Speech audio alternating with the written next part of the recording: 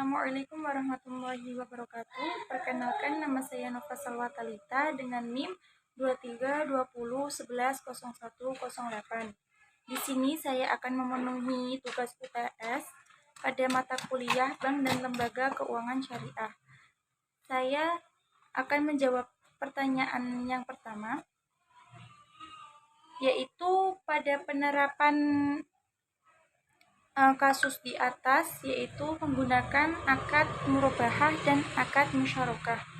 Akad murabahah adalah akad jual beli dengan penentuan harga pokok rumah ditambah margin keuntungan yang telah disepakati dari awal antara bank dan nasabah.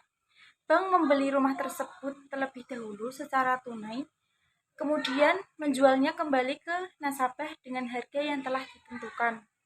Cicilan yang dibayar oleh nasabah sudah termasuk margin keuntungan yang bersifat tetap selama masih tenor, sehingga tidak ada unsur riba di situ.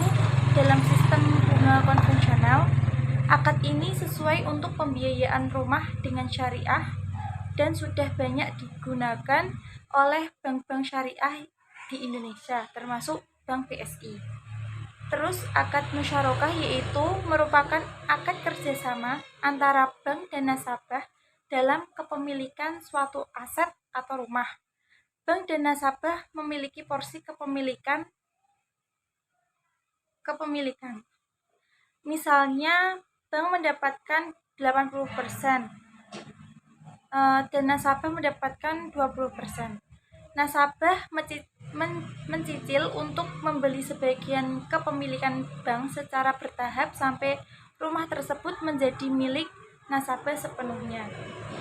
Akad ini gabungan antara musyarakah, yaitu kerjasama, dan jual beli secara bertahap atau BI. Dalam akad ini, resiko dan keuntungan ditanggung secara bersama sesuai porsi kepemilikan awal dan tidak mengandung bunga atau riba, sehingga sesuai dengan prinsip syariah. Alasan hukum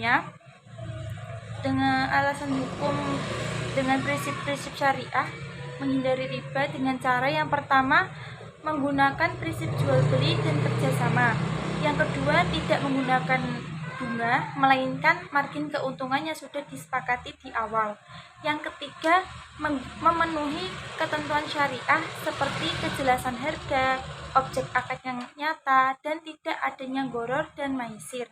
Dan yang keempat diatur dan disinggung oleh Dewan Syariah Nasional Majelis Ulama Indonesia atau MUI serta Otoritas Jasa Keuangan atau OJK.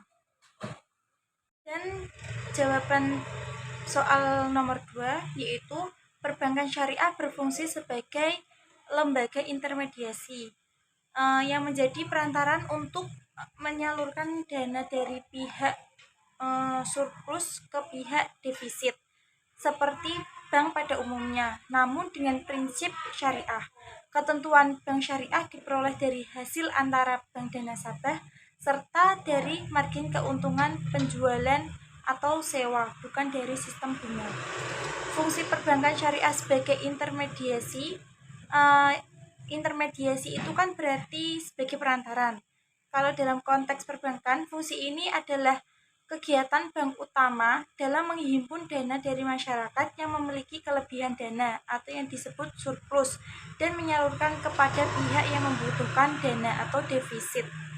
Bank syariah menjalankan fungsinya sesuai dengan prinsip-prinsip syariah. Yang pertama yaitu menghimpun dana. Bank syariah menghimpun dana ini dari nasabah melalui produk seperti tabungan, giro, dan deposito.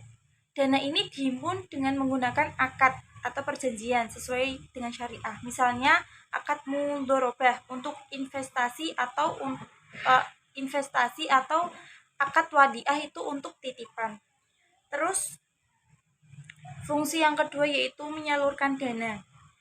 Dana yang dihimpun kemudian disalurkan ke masyarakat atau pelaku usaha yang membutuhkan pembiayaan untuk investasi atau membangun kegiatan produktif lainnya.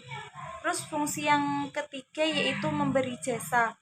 Bank syariah juga menyediakan berbagai layanan perbankan seperti transfer uang, clearing, inkaso, dan layanan lainnya.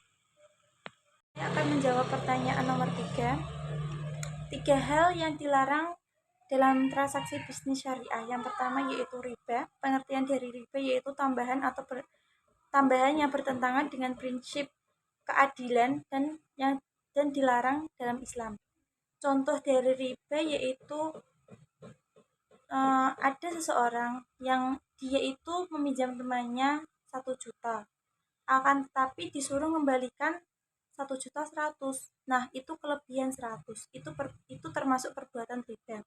Terus yang kedua yaitu maisir, perjudian atau untung-untungan. Pengertiannya yaitu pengertian maisir mendapatkan keuntungan secara mudah tanpa usaha nyata berupa spekulasi atau judi. Contohnya ya itu termasuk judi, itu termasuk maisir. Contoh dari maisir. Atau contoh yang lain bertaruh dalam pertandingan sepak bola dengan resiko kehilangan atau mendapatkan uang. Terus larangan yang ketiga yaitu goror atau ketidakjelasan. Ketidakjelasan dalam objek atau transaksi yang menyebabkan salah satu pihak dirugikan. Contohnya menjual ikan yang belum ditangkap atau menjual barang tanpa mengetahui kualitas dan kondisi yang sebenarnya. Terus pendapat saya tentang bagaimana bank syariah sama saja dengan bank konvensional, tidak ada bedanya. Kalau pendapat saya itu termasuk kurang tepat, karena bank syariah dan bank konvensional memiliki prinsip dan mekanisme yang berbeda. Kalau bank syariah itu berdasarkan prinsip syariah yang menghindari riba, maisir, dan goror, serta fokus pada akad-akad yang adil dan transparan seperti mudorobah, murobahah, musyarakah. Sementara bank konvensional itu menggunakan bunga atau mengandung riba yang jelas dilarang dalam Islam. Mekanisme pembiayaan dan bagi hasil di bank syariah juga berbeda dengan bunga tetap di bank konvensional. Oleh karena itu, secara hukum dan prinsip ekonomi, bank syariah menawarkan alternatif yang sesuai syariah dan etis bagi umat Islam. Namun, secara layanan, bank syariah semakin berkembang dan menyesuaikan diri dengan kebutuhan pasar.